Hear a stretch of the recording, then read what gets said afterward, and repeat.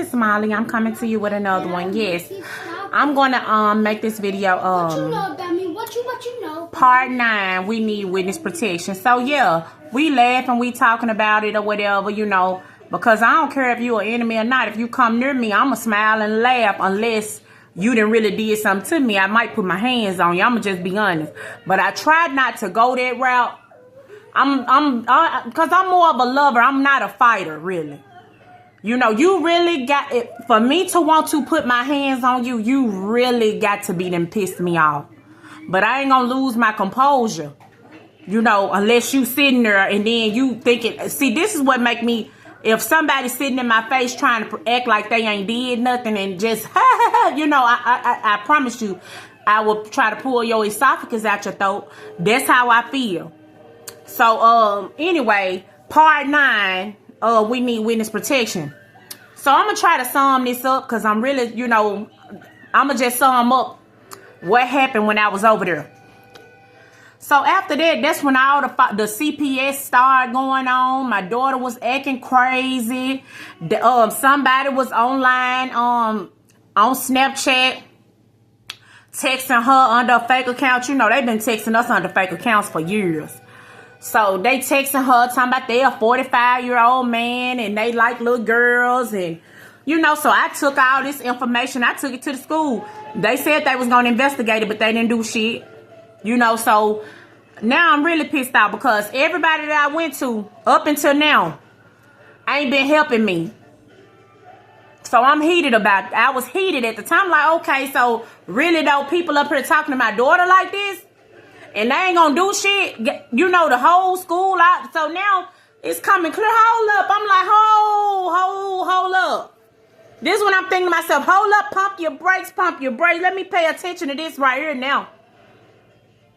How ain't nothing getting done about some pedophile shit going on? Whether whether it happened or not, it was said. And I have the text messages, you know, to prove it. I printed everything out. So you mean to tell me all this here going on and ain't nobody doing nothing about nothing? More antennas start raising. This is getting crazy and crazy and crazy. So, okay.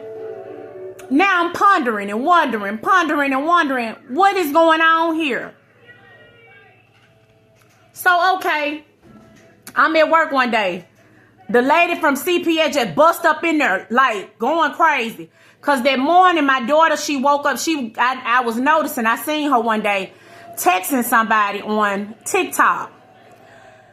And after she had did something, I took her out for her birthday. We was at this little arcade.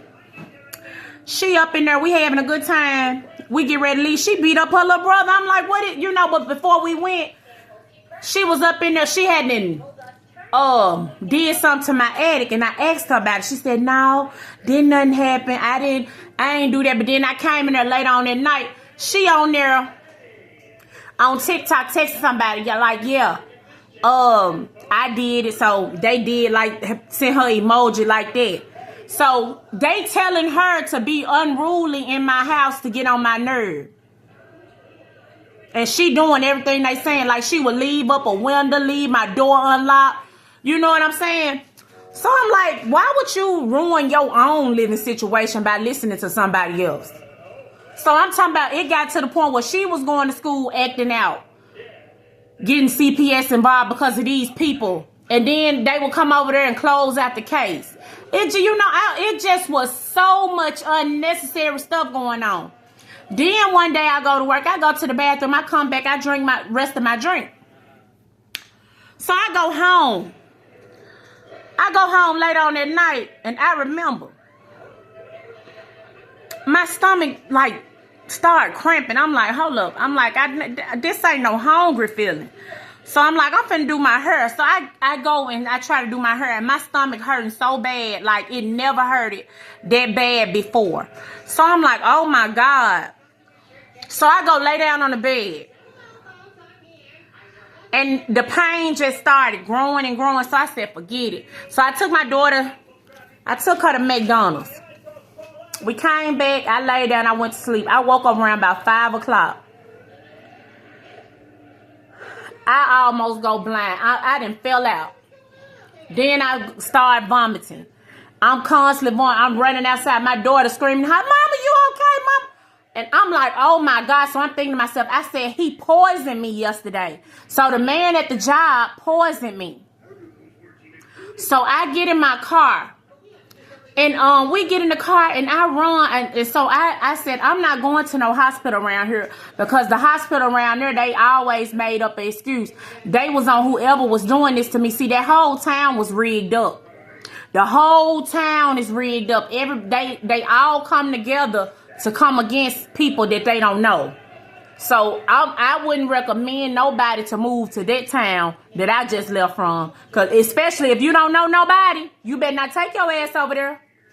You better not take your ass over there. Don't go over there if you don't know nobody over there.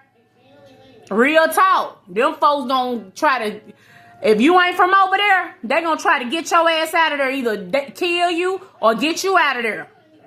You got to go if you ain't from over there. I'm telling you now. So I get the kids in the car. I have to drive about an hour and a half to the hospital because I refuse to go to the hospital over there where I was at. So,